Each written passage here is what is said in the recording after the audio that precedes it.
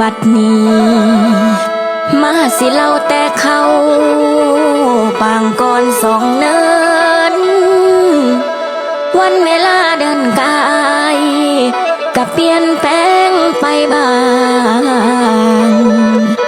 เปลี่ยนจากสองเนินนั้นเอิ้นไม่ว่าสูงเนินแต่หากมีของดีมากมายหลายล้นมีของกินของใช้ทรัพยากรก็หลายอย่างมีหอดทางแม่น้ำให้คนได้อยู่กินหลังจากเฮ็ดให้สิ้นก็แม่นสวนทำนาจังแม่นสวยงามตาทินสู